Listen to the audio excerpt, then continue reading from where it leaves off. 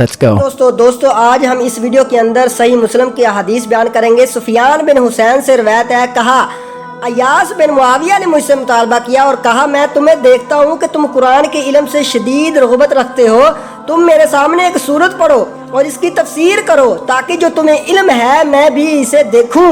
کہا میں نے ایسا کیا تو انہوں نے مجھ سے فرمایا جو بات میں تم سے کہنے لگا ہوں اسے میری طرف سے ہمیشہ یاد رکھنا، ناپسندیدہ منکر روایات کو بیان کرنے سے بچنا، کیونکہ ایسا نہ ہونے کے برابر ہے کہ کسی نے یہ کام کیا ہو، منکر روایات بیان کی اور وہ اپنی ذات میں ذلیل نہ ہوا ہو اور اس کی بیان کردہ حدیث کو جھوٹا نہ سمجھا گیا ہو۔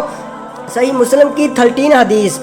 تو اس نے حضرت عبداللہ بن عمرو بن عاص رضی اللہ عنہ سے روایت کی، کہا سمندر کی تہہ میں بہت سے شیطان قید ہیں جنہیں حضرت سلیمان علیہ السلام نے باندھا تھا، وقت آ رہا ہے، وہ ٹائم آ رہا ہے، وہ سب نکلیں گے اور لوگوں کے سامنے جھوٹی قرآن کی آیات اور جھوٹی روایات حدیث کی پڑھیں گے۔ صحیح مسلم کی 18 حدیث۔ مجاہد سے روایت ہے کہ بشیر بن کعب ادوی حضرت عبداللہ بن عباس رضی اللہ تعالیٰ عنہما کے پاس آیا اور اس نے حدیث بیان کرتے ہوئے کہنا شروع کر دیا، رسول کریم صلی اللہ علیہ وسلم نے فرمایا، رسول کریم صلی اللہ علیہ وسلم نے فرمایا۔ حضرت ابن عباس رضی اللہ عنہ نے یہ رویہ رکھا کہ نہ اس کو دھیان سے سنتے تھے نہ اس کی طرف دیکھتے تھے۔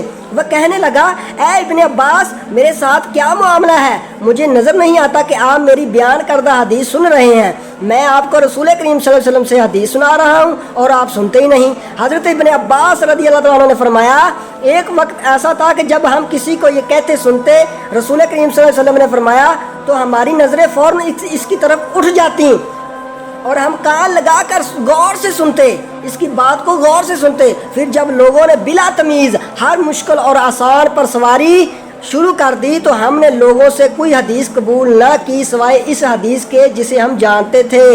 صحیح مسلم کی 21 حدیث۔ ابو اسحاق سے روایت ہے، کہا جب بظاہر حضرت علی کا نام لینے والے لوگوں نے حضرت علی رضی اللہ عنہ کے بعد ان کے نام پر یہ چیزیں ایجاد کر لیں تو ان کے ساتھیوں میں سے ایک شخص نے کہا اللہ ان لوگوں کو قتل کرے، انہوں نے کیسا عظیم الشان علم بگاڑ دیا۔ صحیح مسلم کی 24 حدیث۔ ہمیں عاصم نے حدیث بیان کی، کہا ہم بالکل نو عمر لڑکے تھے جو ابو عبد الرحمن سلمی کے پاس حاضر ہوتے تھے، وہ ہم سے کہا کرتے تھے ابو احواس کے سوا دوسرے قصہ گو واضحوں کی مجالس میں مت بیٹھو اور شقیق سے بچ کر رہو۔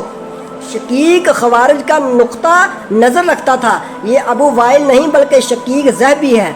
صحیح مسلم کی 51 حدیث۔ حضرت ابو ہریرہ رضی اللہ تعالیٰ عنہ سے روایت ہے کہ رسول کریم صلی اللہ علیہ وسلم نے اپنے چچا سے فرمایا لا الہ الا اللہ کہہ دیجئے، میں قیامت کے دن آپ کے لیے اس کے بارے میں گواہ بن جاؤں گا۔ انہوں نے جواب میں کہا اگر مجھے یہ ڈر نہ ہوتا کہ قریش مجھے آر دلائیں گے، کہیں گے کہ اسے موت کی گھبراہٹ نے اس بات پر آمادہ کیا ہے، تو میں یہ کلمہ پڑھ کر تمہاری آنکھیں ٹھنڈی کر دیتا۔ اس پر اللہ تعالیٰ نے یہ آیت نازل فرمائی آپ جسے چاہتے ہیں اسے راہ راست پر نہیں لا سکتے لیکن اللہ تعالیٰ جسے چاہے راہ راست پر لے آتا ہے، سبحان اللہ۔ صحیح مسلم کی 135 حدیث۔ حضرت ابو ہریرہ رضی اللہ عنہ سے روایت ہے، کہا ہم ایک سفر میں نبی کریم صلی اللہ علیہ وسلم کے ساتھ تھے، لوگوں کے زیادہ راہ ختم ہو گئے حتیٰ کہ آپ صلی اللہ علیہ وسلم نے لوگوں کی کچھ سواریاں اونٹوں کو ذبح کرنے کا ارادہ فرما لیا۔ اس پر عمر رضی اللہ عنہ کہنے لگے اللہ کے رسول لوگوں کا جو زیادہ راہ بچ گیا ہے اگر آپ اسے جمع فرما لیں اور اللہ تعالیٰ سے اس پر برکت کی دعا فرمائیں تو بہتر ہوگا۔ کہا آپ صلی اللہ علیہ وسلم نے ایسا ہی کیا، گندم والا اپنی گندم لایا اور کھجور والا اپنی کھجور لایا۔ طلحہ بن مصرف نے کہا مجاہد نے کہا جس کے پاس گٹھلیاں تھیں وہ گٹھلیاں ہی لے آیا۔ میں نے مجاہد سے پوچھا گٹھلیوں کا لوگ کیا کرتے تھے؟ کہا ان کو چوس کر پانی پی لیتے تھے۔ ابو ہریرہ رضی اللہ تعالیٰ عنہ نے کہا اس تھوڑے سے زیادہ راہ پر آپ صلی اللہ علیہ وسلم نے دعا فرمائی تو پھر یہاں تک ہوا کہ لوگوں نے زیادہ راہ کے اپنے برتن بھر لیے۔